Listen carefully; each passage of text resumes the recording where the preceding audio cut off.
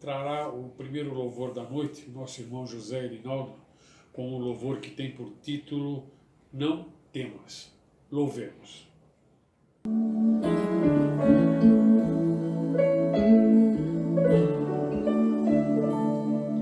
Não temas, porque eu sou contigo. Não te assombres, sou teu Deus, te fortaleço. Não temas, te ajudo, te esforço com a destra da minha justiça. Não temas, eis que envergonhados, confundidos serão os que se indignarem contra ti. Não temas, tornar-se-ão em nada os que contenderem contigo, perecerão, porque eu, o Senhor teu Deus, te tomo pela tua mão direita. Eu sou e te digo, não temas, não temas, não temas. Não temas que eu te ajudo.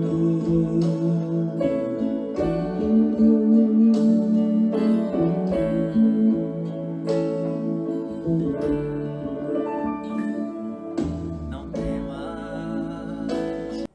Hino congregacional. Teremos o hino congregacional esta noite, na voz do saudoso cantor Luiz de Carvalho. E o título do hino é O Rei está voltando. Louvemos.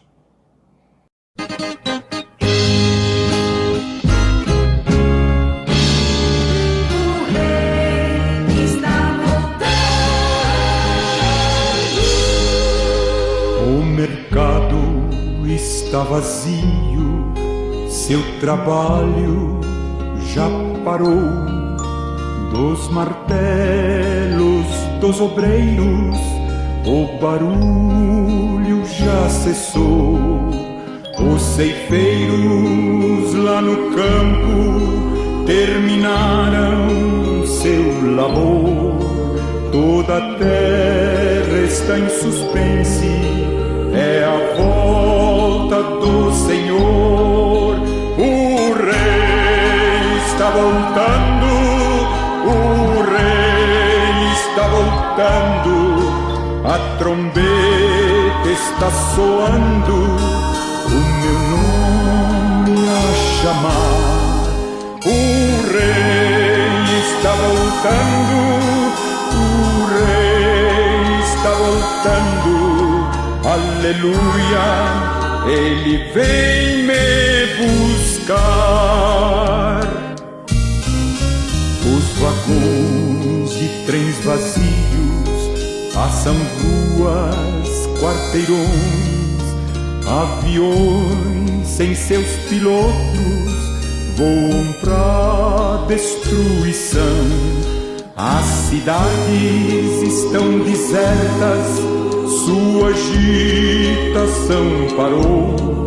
Sai a última notícia, Jesus Cristo já voltou. O Rei está voltando, o Rei está voltando. A trombeta está soando, o meu nome a chamar. O Rei está voltando, o Rei está voltando. Aleluia, Ele vem me buscar. Vejo a multidão subindo, ouço o coro angelical. Todo o céu está se abrindo num bem-vindo sem igual. Como o som de muitas águas nós ouvimos ecoar. Aleluias ao Cordeiro, nós chegamos para o lar.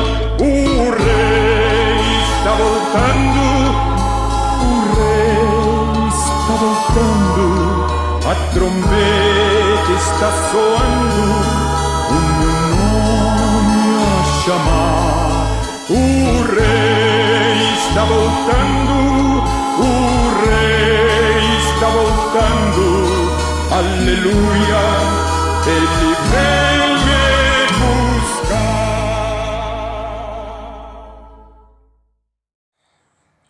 Meus irmãos, como sabemos, estamos em plena campanha de missões mundiais e passo a palavra ao diácono Hudson Taylor neste momento único do culto para que ele nos informe do andamento da mesma.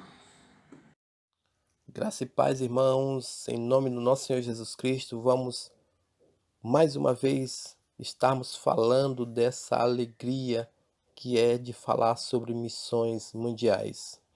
E eu gostaria de abrir a palavra de Deus em Filipenses capítulo 4, versículo 4 e 5, que é a nossa divisa. Quero fazer uma reflexão sobre essa divisa maravilhosa em nome do nosso Senhor Jesus Cristo. Diz assim: alegre-se sempre no Senhor, novamente direi, alegre-se, seja a amabilidade de vocês conhecidas por todos, perto está o Senhor.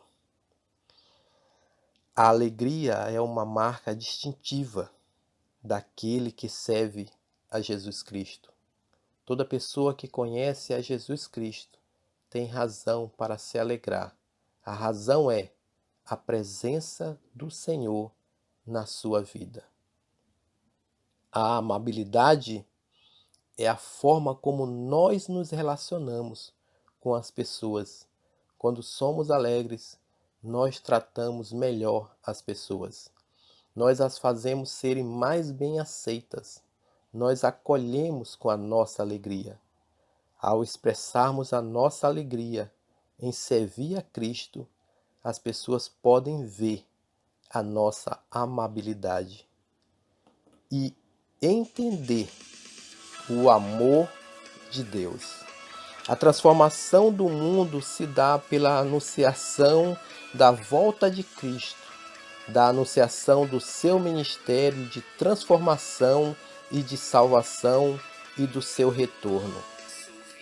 Por isso estamos alegres, porque Ele está voltando, porque perto está o Senhor, perto porque está em nós, e podemos anunciá-lo com alegria.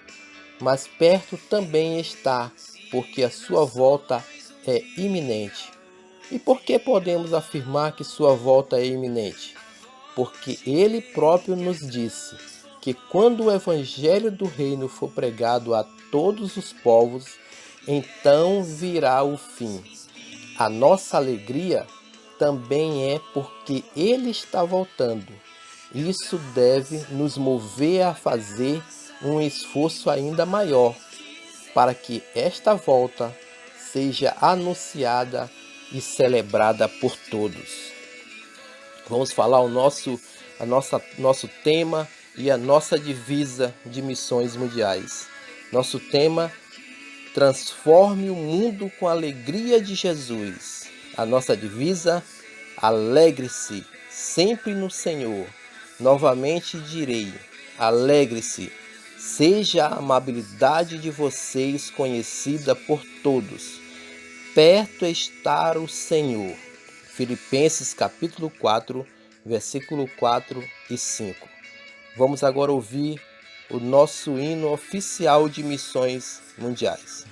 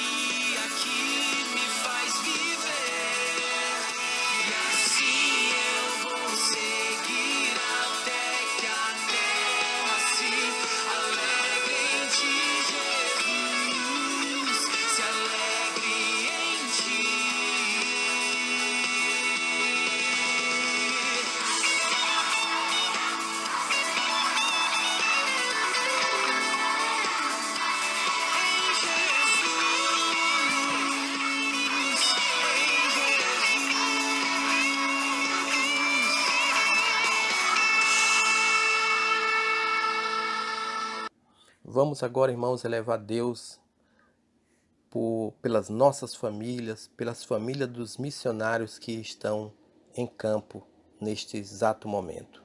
Senhor Deus maravilhoso, poderoso, fiel, autor da vida, te peço, meu Senhor, perdão pelos nossos pecados. Humildemente venho a Ti, Senhor, pedir por todos os missionários que estão nos campos, por todo o mundo.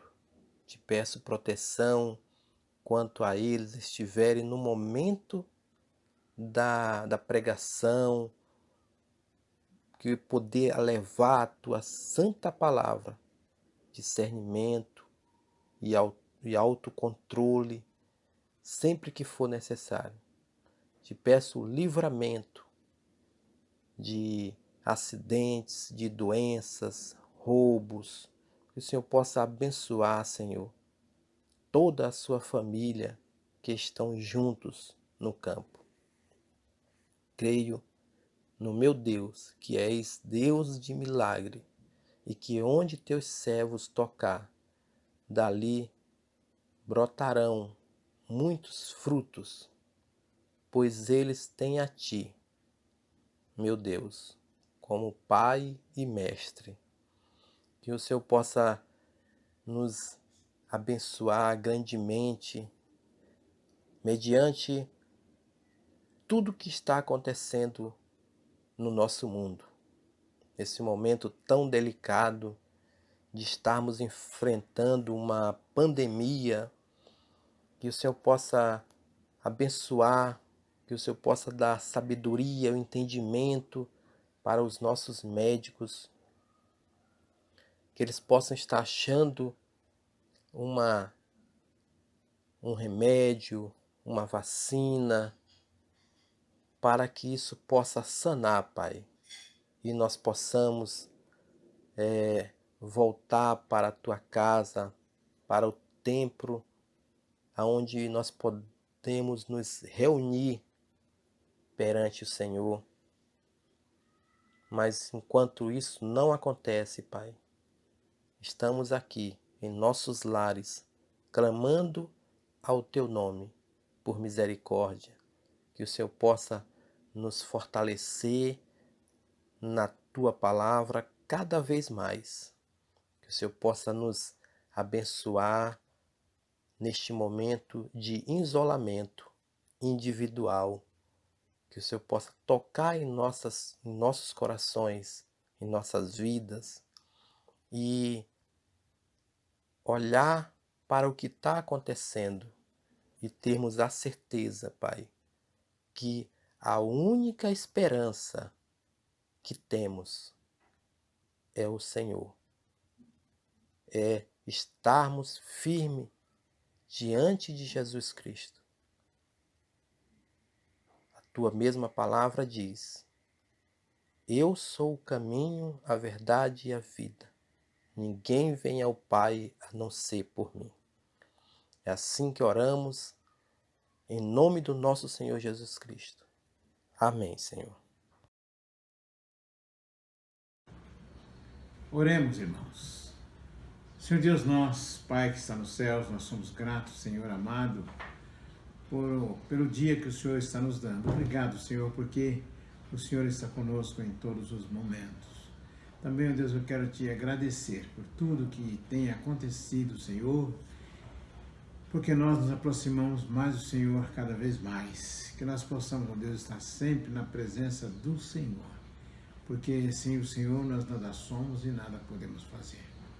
Pai Santo, eu quero Te agradecer neste momento pelo nosso povo.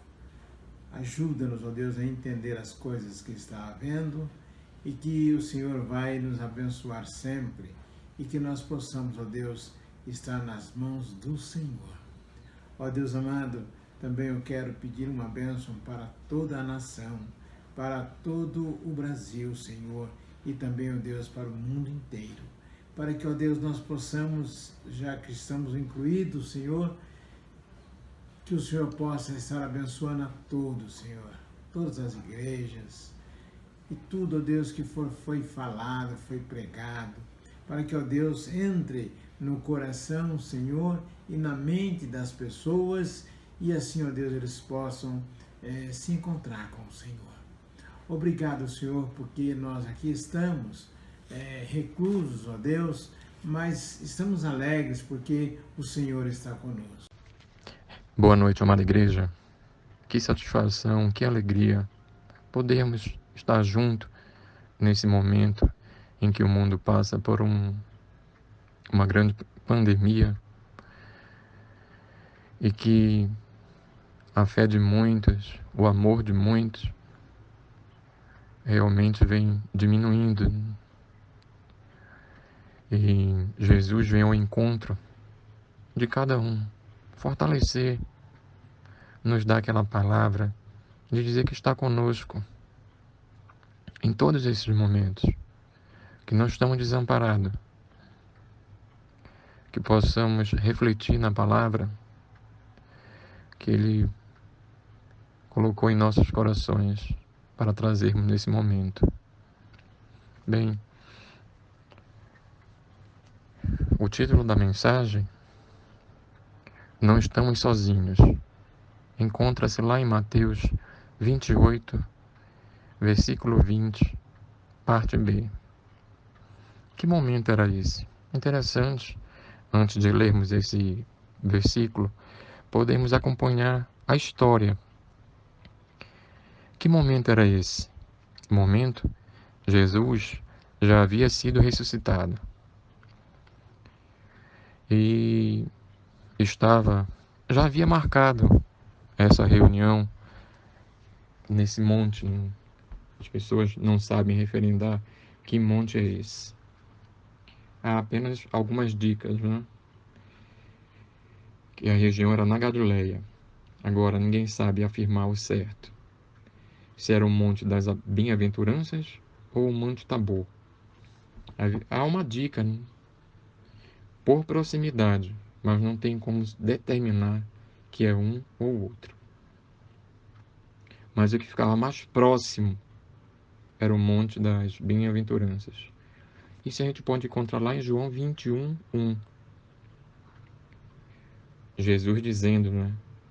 Depois disto, Jesus se manifestou outra vez aos discípulos, junto ao mar de Tiberíades. Então esse é um dos referenciais que nós temos de saber qual era o monte, qual era essa montanha em que Jesus havia marcado. O capítulo 28, nós iremos começar a partir do versículo 16, para a gente compreender a situação. Os discípulos se foram para a Galileia, ao monte onde Jesus havia lhes ordenado. Isso, como eu avisei, Jesus, antes de ser crucificado, já havia dito que haveria esse encontro. Nós encontramos subsídios lá em Mateus 26, 32 e Marcos 14, 28. Então os irmãos podem procurar depois e confirmar essa reunião pré-marcada, né? E quando a gente fala dos 11, porque Judas já não estava mais entre eles, né? E como é que a gente pode ter materialidade disso? É porque não estava também só 11. Se você for ler lá em 1 Coríntios 15, versículo 6, haviam 500 pessoas que presenciaram esse ato. 500 pessoas também presenciaram. Então, quantos estavam presentes? 511.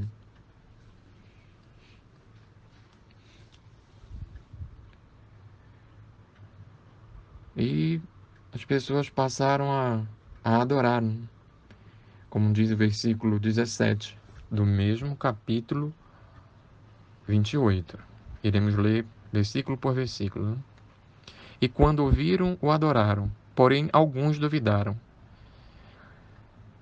Até hoje, se não tivesse mais testemunhas, pessoas que andavam com Cristo, pessoas que escutaram falar, pessoas provavelmente que estavam presentes na crucificação.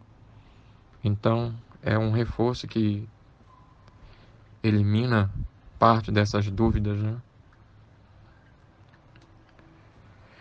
Jesus, no capítulo 18, diz assim: se aproximou deles e lhe disse: todo poder me é dado no céu e na terra. No capítulo 19, ele fala assim: portanto, ide fazer discípulos a todas as nações, batizando-os em nome do Pai, do Filho e do Espírito Santo. Isso não tem restrições, são para todos, todas as pessoas.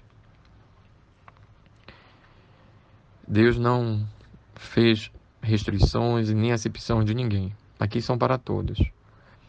E aqui é o núcleo da mensagem, que ele diz assim: ensinando-lhes a guardar todas as coisas que eu vos tenho mandado. E eis que estou convosco todos os dias até o fim dos tempos. A minha oração nesse momento é para que Deus tenha misericórdia de nós, que possa abrir nossos corações e que possamos entender essa palavra de conforto, para que sejamos fiéis a Deus em todos os momentos e termos a plena convicção que Ele não irá nos abandonar. Então, quando Jesus fala isso, esse abandonar significa que Ele vai estar em nós. Em todos esses momentos, passando pelos momentos alegres, pelos momentos tristes, pelos momentos de reflexão, pelos momentos de lazer.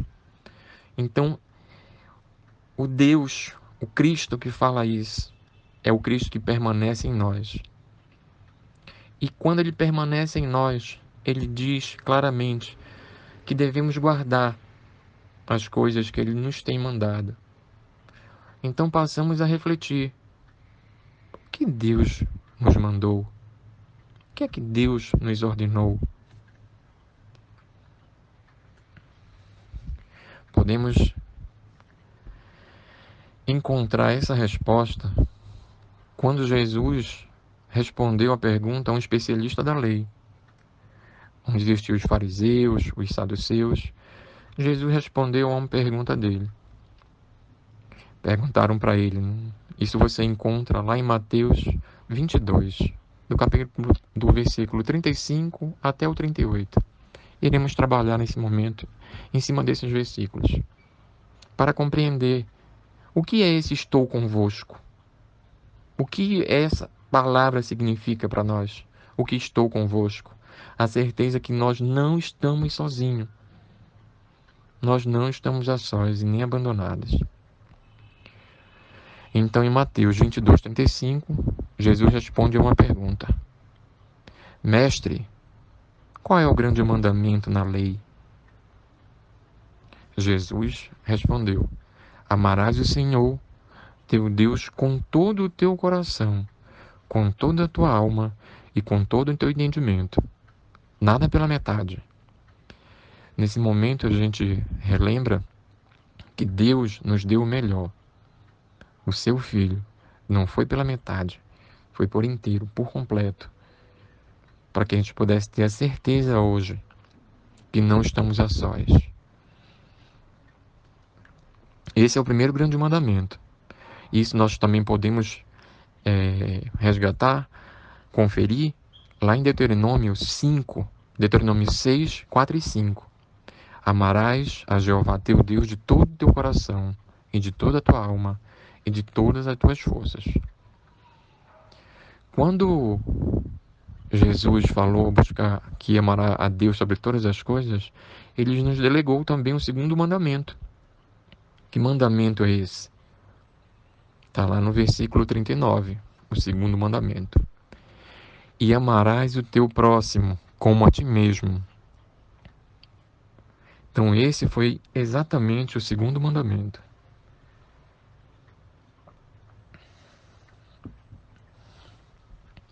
Palavras também clássicas, lá em Levíticos 19, 18b.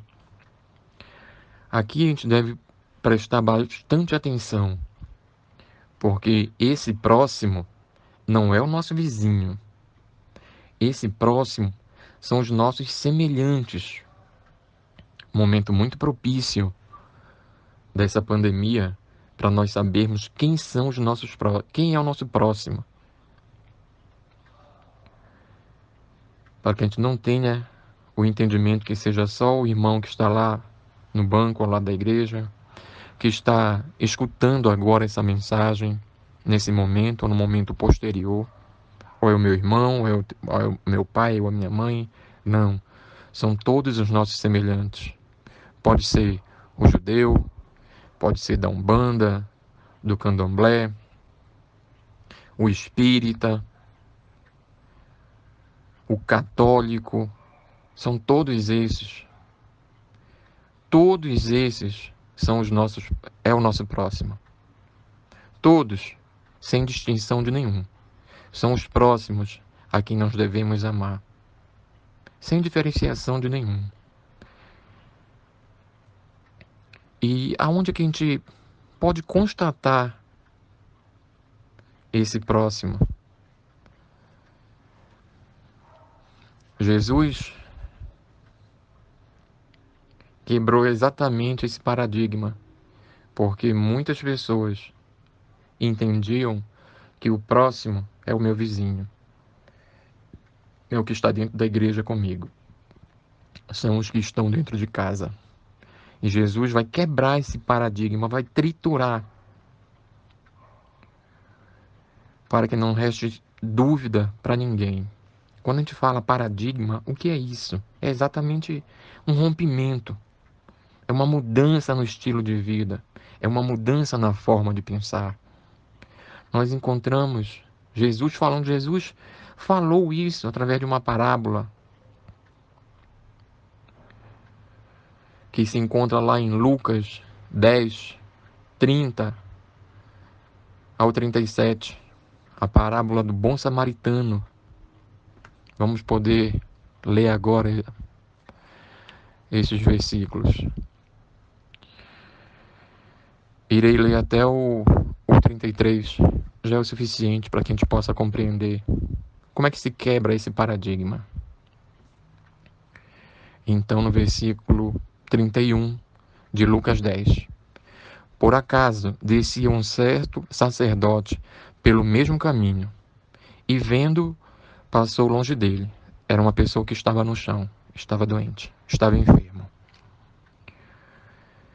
E semelhantemente, também passou um levita, chegando junto daquele lugar, veio, viu e passou de longe. Porém, um certo samaritano, que ia pelo caminho, veio junto a ele e vendo, teve compaixão dele. Quando a gente fala compaixão, não significa que doar o que é externo, mas é doar o que é de dentro, é esse amor. É esse o sentido dessa palavra compaixão. Eu dou o amor que está em mim.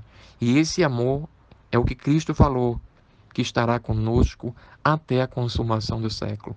É esse amor que está em nós. O amor que vive na gente. É o amor perfeito. Não que o ser humano seja perfeito, mas perfeito é o amor que existe em nós. Esse é o amor de Deus. Não o amor humano, mas é o amor que existe em nós, na pessoa de Cristo.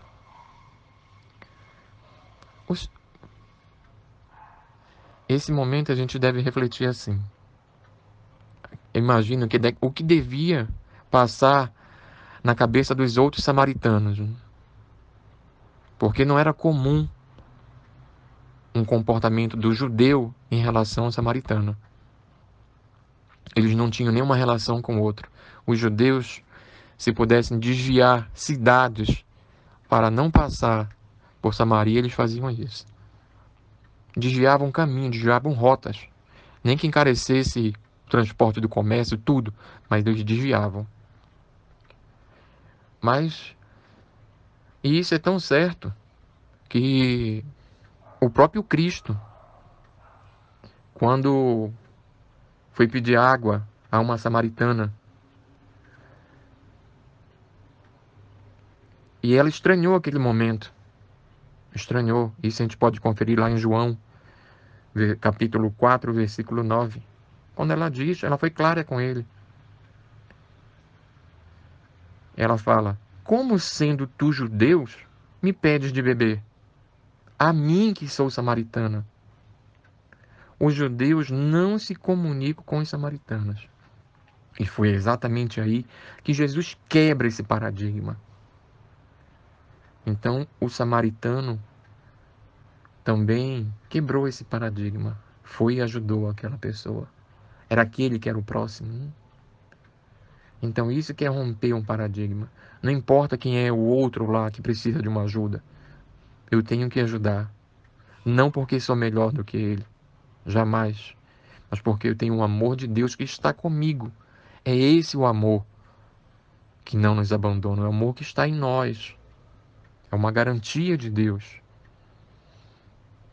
Agora, como é que esse amor permanece em nós? É quando nós buscamos e temos fé. Nós temos que buscar e ter fé.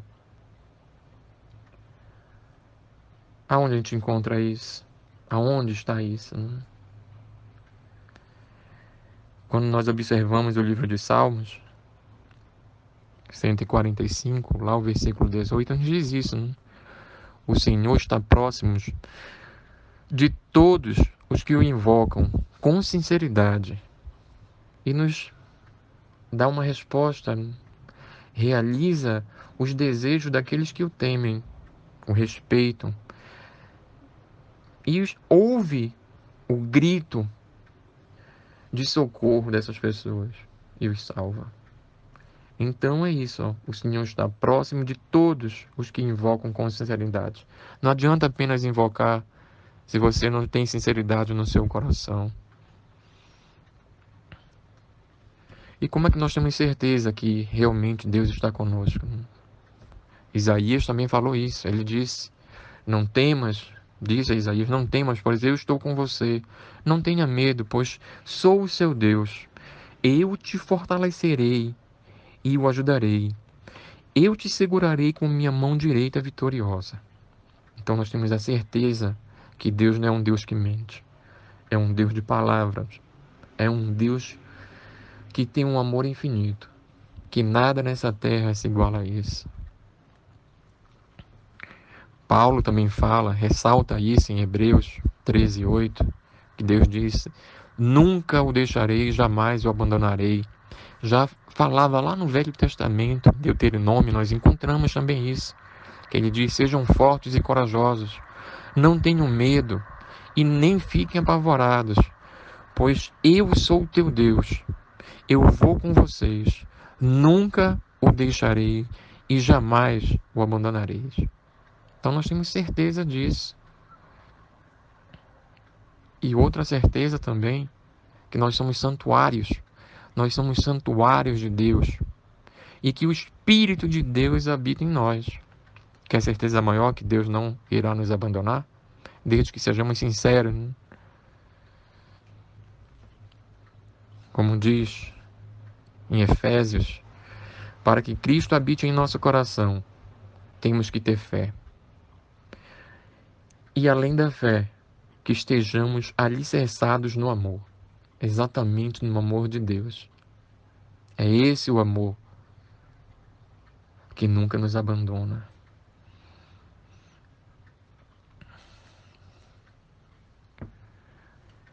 Refletindo um pouco no Salmos 145:18, que ele diz: o Senhor está próximo de todos os que invocam com sinceridade. Aqui a gente precisa compreender o que significa esse está próximo. Mas próximo de quem? Invoca com sinceridade. Escutar a palavra de Deus. Ter essa humildade de pedir sabedoria para que a gente possa compreender. Aliás, crer antes de compreender que Deus está conosco. E realmente, ao longo da história bíblica, muitas pessoas buscavam a Deus, invocavam a Deus, e Deus dava a resposta para elas. Deus enviou os profetas. Deus jamais os abandonou. Agora, mesmo os profetas falando da palavra de Deus, muitos não davam ouvido. Muitos não davam ouvido ao que os profetas falavam. Deus estava longe? Não. As pessoas estavam distantes.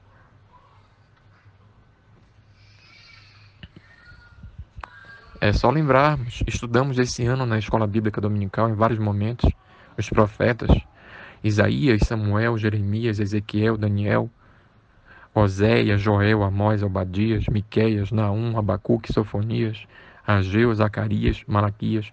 Todos esses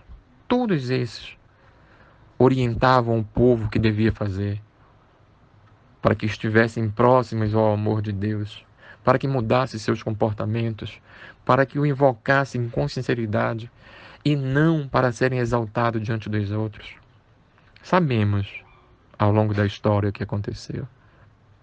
Sabemos, os assírios, os gregos, os romanos fizeram uma desordem entre o povo que se dizia povo de Deus. Mas Deus sempre foi fiel com os remanescentes, sempre esteve perto deles. Há um outro exemplo, o exemplo de Paulo. Esse é clássico. Paulo estava prisioneiro em Creta e precisava ser levado para Roma. E Paulo invocou a Deus com sinceridade do coração. E ele relatou isso. Podemos verificar lá em Atos 27, o capítulo 27. Eu peço que os irmãos possam conferir. Irei ler alguns tópicos, mas os irmãos podem conferir depois também. Ou dar uma pausa na televisão, no seu celular, na sua televisão com smart. E poder compreender exatamente isso. Que Deus está próximo. Deus não abandona os seus, jamais. Mas muitos que se dizem cristãos não dão ouvidos ao que as pessoas falam. Eu sempre me questiono não, fico na reflexão com muitas pessoas, porque eu te digo isso, meu irmão, que te amo demais, você meu irmão, você minha irmã, a você ouvinte, que Deus tira o pecado do homem. Ele tira isso. Ele tira. Porém, Deus não tira a inteligência do homem. Isso jamais.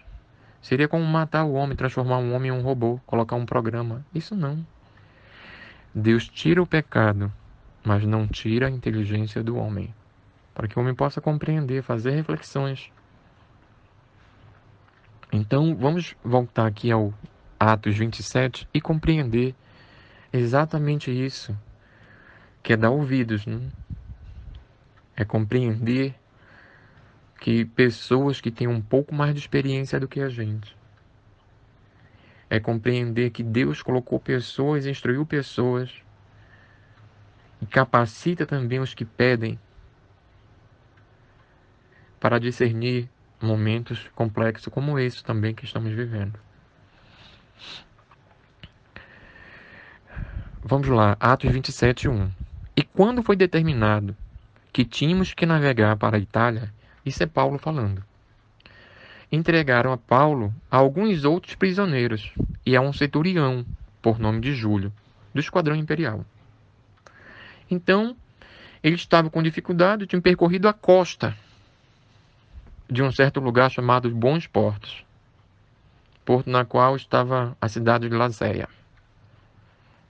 Então, Paulo, ele disse que não era para sair daquele local. Não vamos sair daqui, vamos ficar aqui porque a situação é ruim. E como é que Paulo teve isso? Porque Paulo tinha invocado a Deus. Ele havia jejuado. Fez o jejum. Como fala no versículo 9. Tendo passado muito tempo, e sendo a navegação já perigosa, porque também já tinha passado o jejum, Paulo o exortava.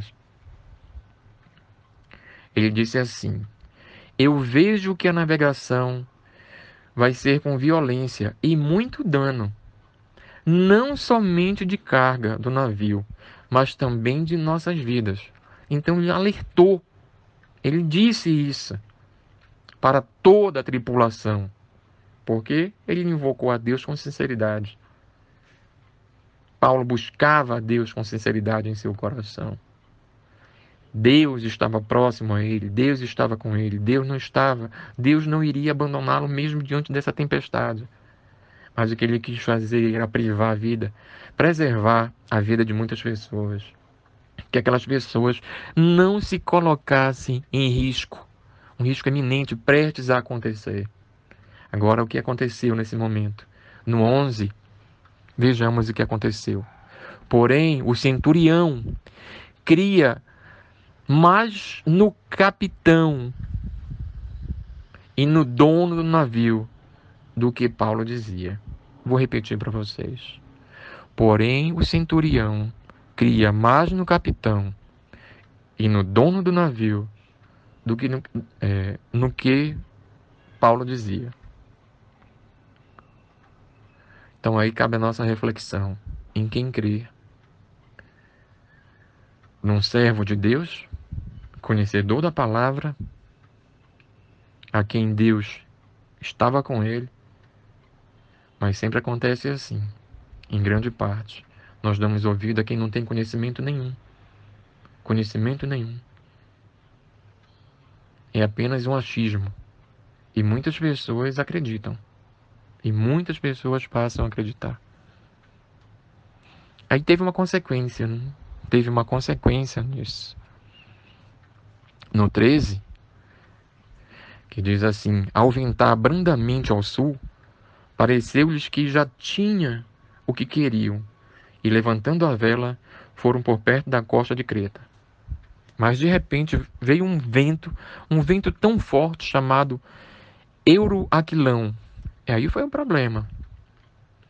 Porque o navio começou a perder estabilidade.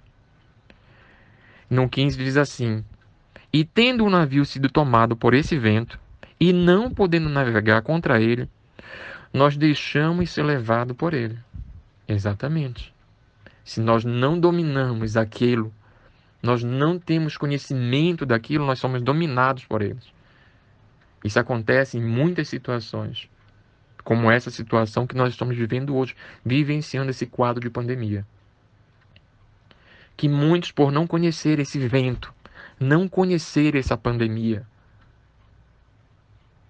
partem de um achismo e colocam a vida de muitas pessoas em risco. Deus dá discernimento para uma pessoa falar. Pessoas com mais conhecimento e dizer qual é o caminho a seguir. Mas tem muitos que dizem: não, vamos por aqui. E semelhante àquela época de Paulo, continuam dando ouvidos ou ao dono do navio ou ao capitão do navio. E são levados aí pelo vento, pela pandemia. Deus deixou? Não, as pessoas dotadas de inteligência escolheram o caminho. Escolhem o caminho. No 18 diz assim: e sendo muitos afligidos pela tempestade, no dia seguinte jogaram a carga para fora do navio. Então, o que era precioso para eles, independente da vida, era a mercadoria. Nesse momento a gente vê que o mais importante, o que nós temos, o nosso bem mais precioso é a vida que Deus nos deu. E a certeza que Ele está conosco, que não irá nos desamparar. As pessoas jogaram tudo fora. Toda a carga. Porque certamente iriam tê-las depois. Isso é, se preservassem a vida. E essa tempestade foi tão séria que não foi um dia. Foram vários dias. Já no terceiro dia, eles jogaram todo instrumento, até instrumento de navegação. Quem é que estava lá com a certeza que independia de instrumento, independia do que eles fossem comer? Paulo, porque ele tinha invocado a Deus com sinceridade em seu coração. No 21 diz assim: e havendo muito tempo que não havia o que comer, então Paulo, ficando de pé no meio deles, disse: homens, era para vocês terem escutado o que eu falei, e a gente não ter partido de Creta, e assim evitar essa situação ruim de prejuízo. Então Paulo pede a Deus, não é? Então ele fala: mas agora eu vos exorto a terdes bom ânimo. É o que nós temos que ter nesse momento. Porque não haverá nenhuma perda de vida em vós. Somente perda do navio. Então é o que nós passamos, não é? Podemos perder bens materiais, muitos, mas que Deus possa nos preservar a vida. Tudo isso, não existe nada no mundo além da vida. Nada. Se não houver vida nesse mundo, esse mundo para. Não existe nada. Não existe economia, não existe trabalho, não existe emprego, não existe universidade, se não existir a vida. Então, tenhamos sabedoria, que nem Paulo alertou. Paulo alertou, mas muitos deram ouvido ao capitão, ao dono do navio. Então, Paulo ora, Paulo clama a Deus para que as perdas sejam só materiais e garante que a vida não serão perdidas, mas dos que acreditam nisso, dos que têm fé, que invocam a Deus. E ele fala: tendes bom ânimo, porque não haverá nenhuma perda de vida de vós. Só perdas materiais, a perda do navio. Portanto, homens, tendes bom ânimo, porque eu creio em Deus que assim será, conforme que me foi dito. Então ele buscou a Deus. Então ele mesmo diz, crê. Como nós estudamos nas lições passadas, que devemos crer mesmo sem compreender. Então é isso, a certeza que nós devemos ter. E crer que poderá haver perdas materiais, mas que nossas vidas serão poupadas. Devemos crer nisso como Paulo creu.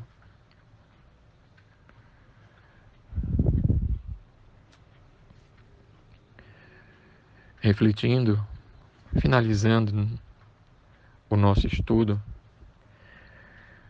que a gente possa refletir nesse momento de incerteza para muitas pessoas, nesse mar, nessa tempestade, que a gente possa dar ouvido à palavra de Deus, às pessoas que estão sendo orientadas por Deus, que esses navios sejam nossos bens materiais, podemos perdê-los, mas que Deus preserve a nossa vida.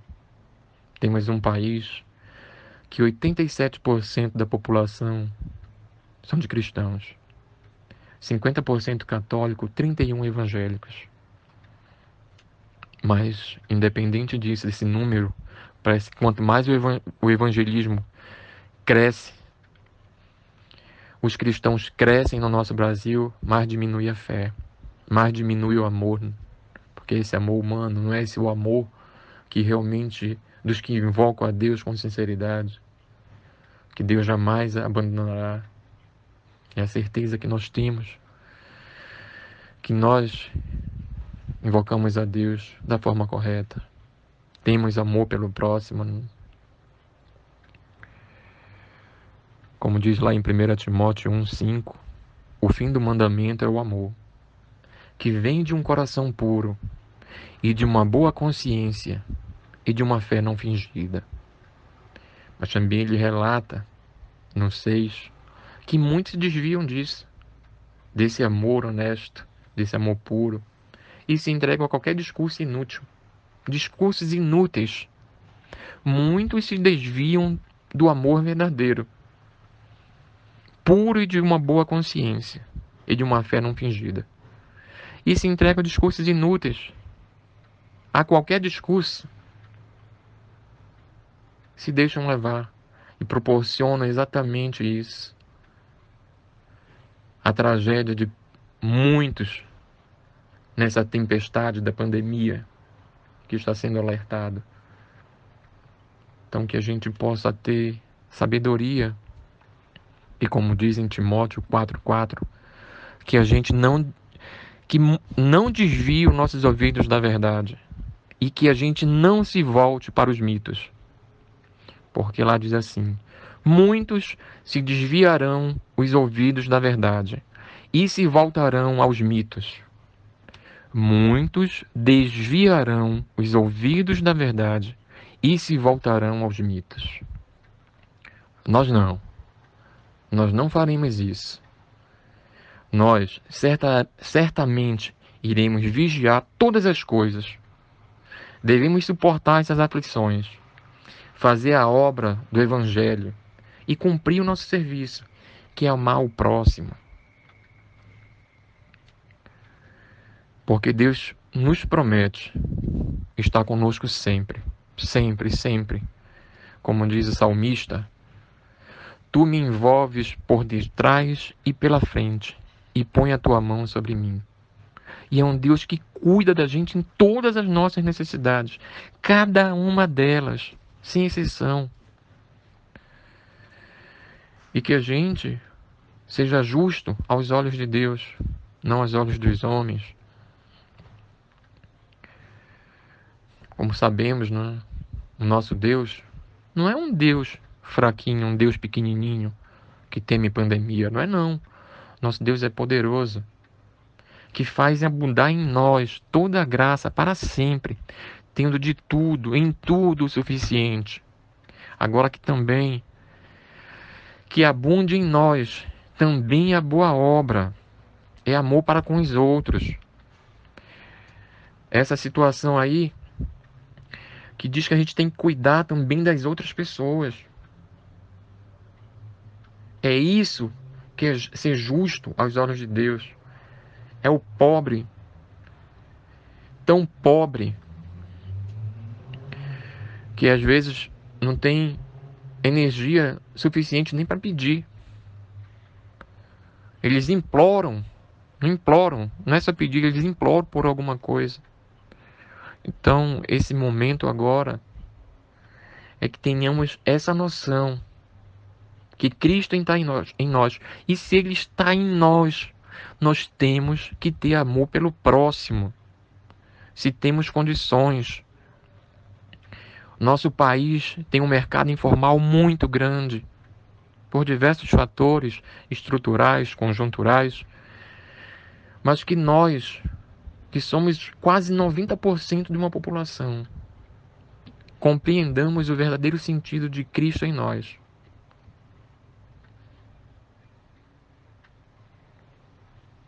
Que possamos ajudar as pessoas. Se você tem um parente, um irmão, que é autônomo, não tem como se sustentar, ajude nesse momento. Ajude na parte material, para que nada falte durante essa tempestade que nós estamos passando. E vamos passar. Já passamos por outras, iremos passar por essa. Só que em outras, muitas pessoas deram ouvido a quem não deveria. E perdas foram grandes. Estamos diante de um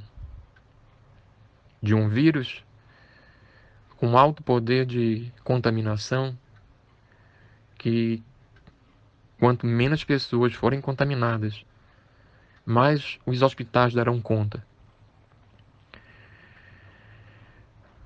E para que esse serviço seja estendido a muitos, então a gente clama que tenhamos amor ao próximo, não contaminando as pessoas de casa. Que Deus nos fortaleça, nos dê entendimento para ajudar também as pessoas próximas a nós, próximas não nossos vizinhos. Lembre do paradigma que foi quebrado, dos que precisam. Que possamos realmente ter esse amor de Deus em nós, que Ele superabunde. que façamos as boas obras, não para nossos méritos, mas essa é a semente que deve ser semeada. O momento não é apenas de grande contaminação, mas é realmente pela falta de amor. Pela falta de amor de muitos pela vida das outras pessoas. Que sejamos úteis em ajudar todas essas pessoas, o máximo de pessoas que pudermos. E eu clamo para Ti, para todos nós, que Deus tenha misericórdia e que você pode ter certeza, meu irmão, que Deus está contigo. E você tem a obrigação de manifestar esse amor de Deus em ti, com o próximo, com o teu semelhante. Que Deus possa nos abençoar e ter misericórdia das nossas imperfeições. É o que eu clamo, é o que eu peço a Deus, de um coração que busca a santificação diária, porque somos justificados e somos santificados a cada momento que temos compaixão e amor pelo nosso próximo. O amor de Deus jamais acaba.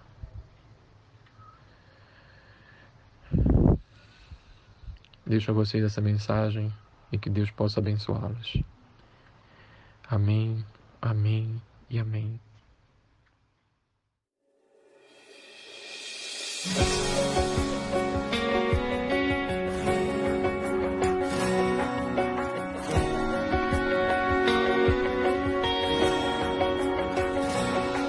Me escutas quando clamo e acalma o meu pensar.